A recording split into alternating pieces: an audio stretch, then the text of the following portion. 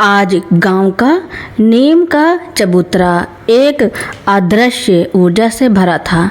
सूरज अभी पूरी तरह उगा भी नहीं था, पर सरपंच के घर के बाहर भीड़ जुटने लगी थी। हर कोई फुसफुसा रहा था, आंखों में उत्सुकता थी।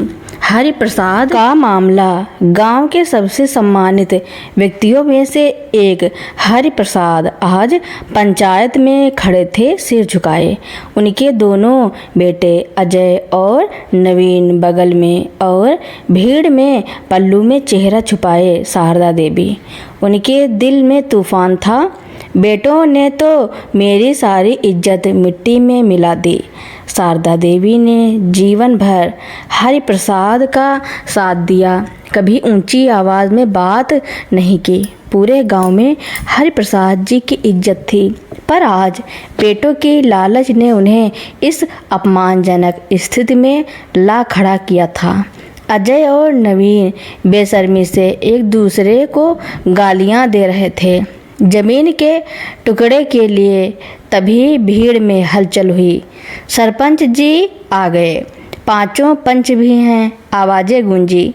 सबने अपनी निगाहें हरि प्रसाद और उनके बेटों पर टिका दी। सरपंच ने गंभीरता से हरि प्रसाद से पूछा, हरि प्रसाद बताओ, क्या चाहते हो? कौन सी जमीन, कौन सा घर, किसे देना चाहते हो? हरि प्रसाद कुछ कहते इससे पहले ही अजय बोल पड़ा, पिताजी से क्या पूछना, जमीन जायदाद हमारी है, बंटवारा भी हम करेंगे। हमें पीपल के पेड़ वाला खेत और पक्का मकान चाहिए। नवीन चीखा, पीपल वाला खेत मेरा है, मैं उस पर हमेशा से खेती कर रहा हूँ, और घर मैं यहीं रहूँगा जहाँ अभी रहता हूँ। फिर दोनों एक दूसरे पर झपट पड़े, कॉलर पकड़े हुए। अपने बेटों का यह निष्कृष्ट व्यवहार देखकर हरि प्रसाद और शारदा देवी की आंखें नम हो गईं। कुछ गांव वालों ने बीच बचाव किया। सरपंच ने गुस्से में अजय और नवीन को डांटा और अलग बिठा दिया। हरि प्रसाद अपनी पगड़ी पहने सिर झुकाए बैठे थे, मानो उनकी पगड़ी की इज्जत छीन ली गई हो। हरि प्रसाद की आंखों के सामने उनका अतीत घूमने लगा। जब उनके दोनों बेटे पैदा हुए थे, वे कितने खुश थे। शारदा देवी तो खुशी से झूम उठी थी। उन्होंने कितनी मेहनत से उन्हें पाला पोसा, पढ़ाया लिखाया। खेती की ज़मीन से ही 2 मंजिला मकान बनवाया। जब गांव में किसी का नहीं था, लोग तारीफ करते थे, देखो हरि प्रसाद ने अपनी मेहनत से घर चमका दिया। हरि प्रसाद मेहनती थे, नेक दिल थे, आधी रात को भी मदद के लिए तैयार रहते थे। घर में पैसों की कमी नहीं थी, ना दूध दही की। उन्होंने बच्चों को खूब दूध पिलाया ताकि वे हष्ट पुष्ट रहें। अजय खेती में लग गया और नवीन ने किराने की दुकान खोली। दोनों ठीक ठाक कमा रहे थे। शादियां हुई, बहुएं आईं, 2 साल सब ठीक रहा। फिर कलह शुरू हो गई। बहुओं की शिकायतें, बेटों का आपसी झगड़ा। हरि प्रसाद सोचते थे 4 बर्तन खटकते ही हैं, पर उन्हें नहीं पता था कि उनके बेटे बहुओं के इशारे पर नाच रहे थे। अब हरि प्रसाद बूढ़े हो चले थे। घर का कलह उनके बुढ़ापे को और भारी बना रहा था। कभी कभी उन्हें लगता था कि घर छोड़कर चले जाएं। शारदा देवी भी बीमार रहने लगी थी। उन्हें दमा था। हरि प्रसाद ही उन्हें शहर दिखाते, एक भी बेटा साथ नहीं जाता। खेती और दुकान का सारा पैसा बेटे अपने पास रखते। घर के खर्चे के लिए दिक्कत होने लगी। शारदा देवी थक जाती थी। दवाइयों के लिए पैसे नहीं मिलते थे। बेटों से मांगो तो एहसान जताते हुए आधे आधे देते। 2 महीने पहले तो हद हो गई। बेटों ने जमीन जायदाद के बंटवारे के लिए आपस में झगड़ा शुरू कर दिया। कोई घर के खर्च में योगदान नहीं देना चाहता था, सब अलग होना चाहते थे। हरिप्रसाद को चिंता सताने लगी थी। उनकी लड़ाई अब बुढ़ापे या पत्नी की बीमारी से नहीं बल्कि अपने ही बेटों से थी। इस उम्र में जहां उन्हें बेटों के सहारे की ज़रूरत थी, वे ज़मीन के लिए लड़ रहे थे। उन्हें अपने बूढ़े माँ बाप की जरा भी फिक्र नहीं थी।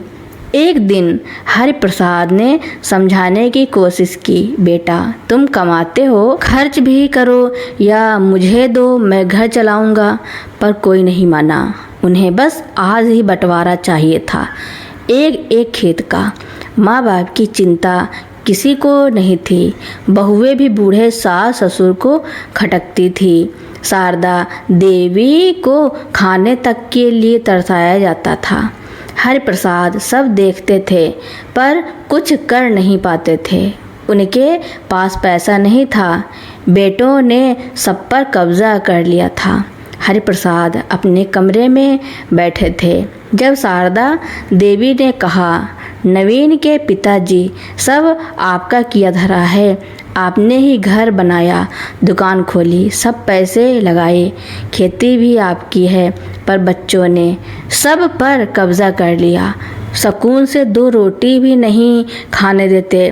तभी सरपंच ने आवाज़ दी, हरिप्रसाद किस सोच में डूब गए? तुम्हारे बेटों ने फैसला किया है कि वे तुम्हारी सारी जमीन जायदाद को आधा आधा बांट लेंगे। पक्का घर बड़ा बेटा लेगा, कच्चा छोटा, पर बड़ा बेटा छोटे को कुछ पैसे देगा। तुम्हारी क्या राय है? हमें भी लगता है बंटवारा कर दें तो झगड़ा नहीं होगा। अपने झुके हुए सिर को उठाते हुए हरिप्रसाद अपनी यादों से बाहर आए। भीड़ और अपने घरेलू झगड़े को पंचायत में देखकर उनकी आंखों में आंसू आ गए। बड़ी मुश्किल से उठकर वे सरपंच के पास आए और बोले, सरपंच जी, आपने और मेरे बेटों ने फैसला सुना दिया, पर मैंने अभी तक कुछ नहीं बोला। क्या मेरी राय नहीं सुनी जाएगी? हरिप्रसाद की बात सुनकर पंच दंग रह गए। सरपंच ने कहा, बिल्कुल हरिप्रसाद जी, तुम्हारी बात सुनी जाएगी। तुम हमारे पंच थे, तुम्हारी सलाह के बिना कोई फैसला नहीं होता था। आज तुम्हारे घर का मामला है, तुम जो कहोगे वही होगा। हरिप्रसाद बोले, बेटों ने मेरा बंटवारा भी कर लिया है। 6 महीने एक के पास, 6 महीने दूसरे के पास। मतलब जायदाद के साथ साथ बूढ़े माँ बाप का भी बंटवारा कर लिया है। पूरे आत्मविश्वास के साथ हरिप्रसाद ने कहा, सरपंच जी, मुझे यह फैसला मंजूर नहीं है कि मेरे बेटे मुझे 6 महीने के लिए रखें और मेरी ज़मीन को आधा आधा बांटें। अब मेरा फैसला सुनिए। मेरा फैसला यह है कि मेरी सारी ज़मीन और घर मेरा ही रहेगा। मैं दोनों में से एक भी बेटे को अपनी जायदाद का एक हिस्सा भी नहीं दूंगा। जिसे मेरे पैसे चाहिए वह मेरे घर में आकर 6-6 महीने के लिए रहे और मेरी पत्नी की सेवा करे। मैं किसी के घर नहीं जाऊंगा। यह घर मैंने बनवाया, ज़मीन मेरी है। बेटों को कह दो, अगर पैसे चाहिए तो मेरे पास आकर रहें, सेवा करें, नहीं तो मेरे घर से और ज़मीन से निकल जाएं। मैं उन दोनों को अपनी सारी संपत्ति से बेदखल करता हूँ। जब तक मैं जिंदा हूँ मेरे बेटे मेरे पास आकर रहेंगे, मैं उनके पास जाकर नहीं रहूँगा। हरिप्रसाद की बात सुनकर दोनों बेटे हक्के बक्के रह गए। सरपंच और पूरा गांव तालियां बजाने लगा। वाह हरिप्रसाद जी, कितना अच्छा फैसला, सही कह रहे हैं। अपनी ही ज़मीन पर एहसान जता रहे थे। सरपंच ने गांव वालों को हरिप्रसाद का फैसला सुना दिया। तुम दोनों बेटे अपना कहीं और रहने का इंतजाम कर लो। अगर पिताजी और माता जी की सेवा करनी है तो उनके घर आकर रहो, नहीं तो जहाँ चाहो वहाँ जाओ। अजय और नवीन एक दूसरे का मुंह ताकते रह गए। उन्हें पछतावा हो रहा था कि पंचायत में मामला लाए ही क्यों। उन्होंने कभी कल्पना भी नहीं की थी कि यह फैसला उन पर ही उल्टा पड़ेगा। वे तो ज़मीन लेकर माँ बाप से छुटकारा पाना चाहते थे, पर उन्हें तो ज़मीन भी नहीं मिली, बल्कि गांव वालों के सामने घर से निकालने का फरमान सुना दिया गया। हरि प्रसाद ने कितना समझाया था, घर की बात घर में रखो, पर वे नहीं माने। अब जब फैसला हो गया था तो मानना ही पड़ेगा। अगले कुछ दिनों तक गांव में एक अजीब सा माहौल था। अजय और नवीन को कहीं आसरा नहीं मिला। गांव वालों ने उनके प्रति सहानुभूति नहीं दिखाई, बल्कि हरि प्रसाद के फैसले का समर्थन किया। उन्हें अपनी गलती का एहसास गहरा होता चला गया। एक रात दोनों भाई अपनी पत्नियों के साथ हरि प्रसाद के घर पहुँचे। उनके सिर झुके थे, आंखों में पश्चाताप के आंसू थे। वे सीधे हरि प्रसाद और शारदा देवी के चरणों में गिर पड़े। हमें माफ़ कर दीजिए पिताजी, हमें माफ़ कर दीजिए माँ, उन्होंने सिसकते हुए कहा। हम अंधे हो गए थे लालच में, हमने आपकी इज्जत को तार तार कर दिया। हम अपनी गलती मान चुके हैं, हमें कुछ नहीं चाहिए, बस आपकी सेवा करने की अनुमति दीजिए। शारदा देवी की आंखों में आंसू आ गए, उनकी ममता उमड़ पड़ी। हरि प्रसाद जी ने भी बेटों की आंखों में सच्चा पश्चाताप देखा। उन्होंने धीरे से कहा, उठो बच्चों, माँ बाप का दिल कभी अपने बच्चों से ज़्यादा देर तक नाराज़ नहीं रह सकता। मुझे खुशी है कि तुम्हें अपनी गलती का एहसास हुआ। हरि प्रसाद ने बेटों को उठाया और कहा कि वे फिर से घर की जिम्मेदारियां संभालें। अजय ने खेती का काम फिर से देखा और नवीन ने दुकान का। इस बार वे न केवल पूरी ईमानदारी से काम करने लगे, बल्कि घर के हर खर्चे में खुलकर योगदान दिया। शारदा देवी का इलाज बेहतर तरीके से होने लगा और बहुएं भी अपनी सास की सेवा में लग गईं। घर में फिर से शांति और प्रेम का माहौल लौट आया। हरि प्रसाद ने अपनी संपत्ति का नियंत्रण अपने पास ही रखा, पर बेटों को अपनी आय का एक हिस्सा देने लगे ताकि वे अपने परिवारों का पालन पोषण कर सकें। उन्होंने उन्हें यह समझाया कि सच्ची संपत्ति पैसों में नहीं बल्कि रिश्तों में होती है।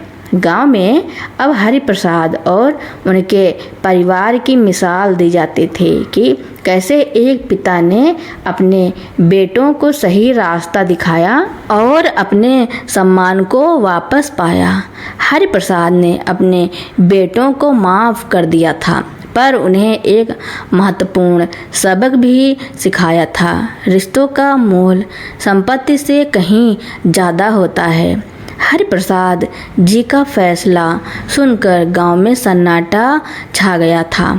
फिर तालियों की गड़गड़ाहट गूंज उठी। दोनों बेटे अजय और नवीन तो जैसे सदमे में थे। उन्हें उम्मीद ही नहीं थी कि उनके पिताजी ऐसा कर सकते हैं। जिस संपत्ति के लिए वे आज माँ बाप को बेघर करने पर तुले थे, वही संपत्ति उनके हाथ से पूरी तरह निकल चुकी थी। सरपंच ने अपना अंतिम फैसला सुना दिया था और गांव की पंचायत का निर्णय अटल था।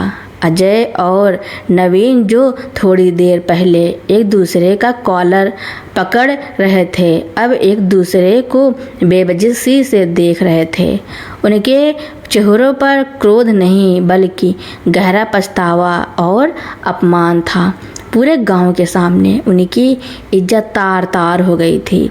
वे समझ चुके थे कि उन्होंने कितनी बड़ी गलती की है। हरिप्रसाद जी ने उन्हें कितनी बार समझाया था कि घर की बात घर में ही रहने दें, पंचायत तक न ले जाएं, लेकिन धन के लालच में उनकी आंखें अंधी कर दी थी। रात हुई, हरिप्रसाद और शारदा देवी अपने घर लौटे। घर में एक अजीब सी शांति थी, न बेटों का शोर, न बहुओं की कलह। शारदा देवी की आंखों में आंसू थे, पर ये आंसू दुख के नहीं, बल्कि एक अजीब सी संतुष्टि के थे। सब ठीक हो गया।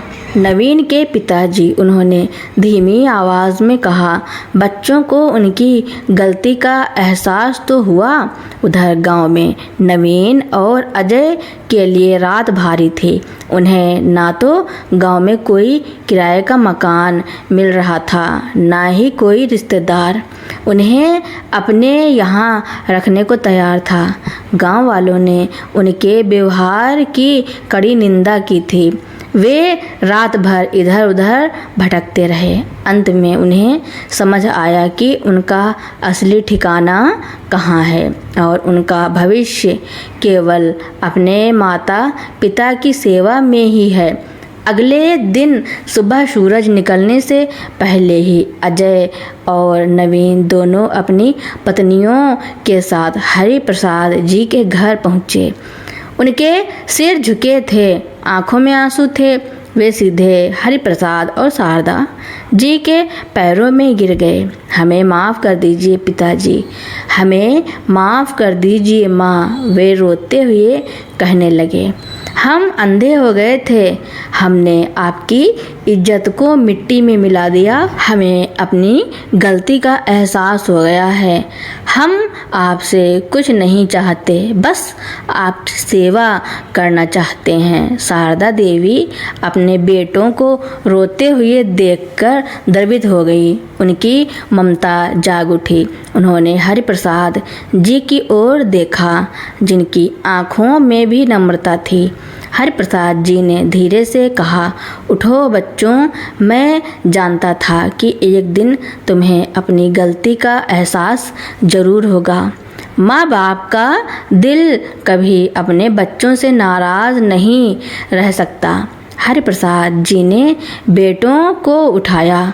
उन्होंने अजय और नवीन से कहा कि वे घर की सारी जिम्मेदारियां दोबारा संभालें। अजय ने फिर से खेती बाड़ी का काम शुरू किया और नवीन ने दुकान का काम। बस इस बार वे ईमानदारी से घर के खर्चे में योगदान देने लगे। उन्होंने शारदा देवी की दवाइयों का पूरा खर्च उठाया और उन्हें डॉक्टर के पास ले जाने लगे। बहुओं ने भी अपनी सास की सेवा करनी शुरू कर दी। घर में फिर से शांति और खुशहाली लौट आई। हरिप्रसाद जी ने अपनी संपत्ति अपने पास ही रखी, लेकिन बेटों को स्पष्ट कर दिया कि जो भी पैसा आएगा वह घर के खर्च और उनकी देखभाल के लिए होगा। उन्होंने बेटों को व्यापार और खेती से होने वाली आय का एक हिस्सा दिया ताकि वे अपने परिवार चला सकें, लेकिन पूरी संपत्ति पर अपना नियंत्रण रखा। अब गांव में हरिप्रसाद जी और उनके परिवार की मिसाल दी जाती थी। लोग कहते थे कि कैसे एक पिता ने अपनी सूझबूझ से न केवल अपनी इज्जत बचाई, बल्कि अपने बेटों को भी सही रास्ते पर ले आए। हरिप्रसाद जी और शारदा देवी ने अपने बेटों को क्षमा कर दिया था, लेकिन उन्हें एक महत्वपूर्ण सबक भी सिखाया था कि संपत्ति से बढ़कर परिवार का सम्मान और माता पिता का प्यार होता है। उन्होंने बेटों को सिखाया कि सच्ची दौलत पैसों में नहीं, बल्कि रिश्तों की मजबूती और आपसी समझ में होती है। गांव में अब सब कुछ पहले जैसा ही था, बल्कि उससे भी बेहतर। हरिप्रसाद का नीम का चबूतरा अब फिर से गांव के सुख दुख का साक्षी बनता था, लेकिन इस बार वहां किसी कलह की चर्चा नहीं होती थी, बल्कि गांव वाले अक्सर हरिप्रसाद जी की बुद्धिमत्ता और उनके दृढ़ निश्चय की तारीफ करते थे। अजय और नवीन, जो कभी अपने लालच में अंधे हो चुके थे, अब अपने पिता के सबसे बड़े सहायक बन गए थे। अजय ने अपनी पूरी लगन से खेती बाड़ी में जान डाल दी थी। उसने नई तकनीकों को सीखा, जिससे फसल की पैदावार में काफ़ी सुधार आया। नवीन की दुकान भी खूब चल रही थी। उसने न केवल दुकान को आधुनिक बनाया, बल्कि ग्राहकों के साथ उसका व्यवहार भी बेहद विनम्र हो गया था। दोनों भाई अपने माता पिता की हर बात मानते थे और घर के हर छोटे बड़े फैसले में उनसे सलाह लेते थे। शारदा देवी की सेहत में भी सुधार आने लगा था। अब उन्हें नियमित रूप से दवाइयाँ मिलती थी और अजय व नवीन बारी बारी से उन्हें शहर डॉक्टर के पास ले जाते थे। बहुएं भी सास की सेवा करती थी और घर में पहले की तरह झगड़े नहीं होते थे। जब कोई नई बहू गांव में आती तो शारदा देवी उसे अपने अनुभव बताती और रिश्तों के महत्व पर जोर देती। हरिप्रसाद अब फिर से पंचायत में सक्रिय हो गए थे। उनकी सूझबूझ और न्यायप्रियता का सभी सम्मान करते थे।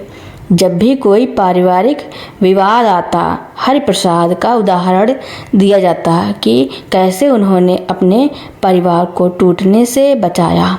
वे अक्सर युवाओं को समझाते थे कि धन का लालच रिश्तों को खोखला कर देता है और परिवार से बढ़कर कोई संपत्ति नहीं होती। एक दिन पंचायत में एक और ऐसा ही मामला आया, जहां दो भाई जमीन के लिए लड़ रहे थे। सरपंच ने हरिप्रसाद की ओर देखा। हरिप्रसाद ने दोनों भाइयों को अपने पास बुलाया और उनसे कहा, देखो बच्चों, मैंने भी यही गलती की थी। लालच ने मेरी आंखों पर पर्दा डाल दिया था, लेकिन आज मैं तुमसे कहता हूँ कि ज़मीन का टुकड़ा तो यदि रह जाएगा, पर जो रिश्ते तुम तोड़ दोगे उन्हें फिर कभी नहीं जोड़ पाओगे। हरिप्रसाद ने उन्हें अपनी कहानी सुनाई कि कैसे उनके बेटों ने भी उन्हें छोड़ दिया था और कैसे उन्होंने अपनी ही ज़मीन पर उन्हें वापस बुलाया। उनकी बातों का दोनों भाइयों पर गहरा असर हुआ। उन्होंने उसी दिन पंचायत में अपनी लड़ाई खत्म करने का फैसला किया और अपनी ज़मीन को मिलजुल कर खेती करने का निर्णय लिया। हरिप्रसाद की कहानी गांव के हर घर में एक मिसाल बन चुकी थी। लोग अब पैसे से ज़्यादा रिश्तों को अहमियत देने लगे थे। परिवारों में छोटे मोटे झगड़े तो होते थे, लेकिन कोई भी उन्हें पंचायत तक नहीं ले जाता था। सब मिलकर समस्या का समाधान निकालते थे। गांव में एक दूसरे के प्रति सम्मान और सहयोग की भावना बढ़ गई थी। हरिप्रसाद और शारदा देवी अब अपने बुढ़ापे का पूरा आनंद ले रहे थे। उन्हें अपने बेटों पर गर्व था, जिन्होंने अपनी गलती सुधारी और परिवार को एक बार फिर से जोड़ दिया। हरिप्रसाद अक्सर नीम के चबूतरे पर बैठकर गांव वालों से कहते थे, देखो, मैंने जो फैसला लिया था वह सिर्फ मेरी संपत्ति बचाने के लिए नहीं था, वह मेरे परिवार को बचाने के लिए था, मेरे बेटों को सही राह दिखाने के लिए था। और आज मुझे खुशी है कि वे समझ गए हैं कि सच्ची दौलत रिश्तों में होती है, कागज के टुकड़ों में नहीं। तो दोस्तों, मेरी कहानी सुनने के लिए आपका बहुत बहुत धन्यवाद। ऐसी ही कहानियाँ सुनने के लिए मेरे चैनल को लाइक, कमेंट, शेयर, सब्सक्राइब एवं बेल आइकन का बटन दबाना ना भूलना, ताकि मेरी नई नई कहानियाँ आप तक पहले ही पहुँचती रहें।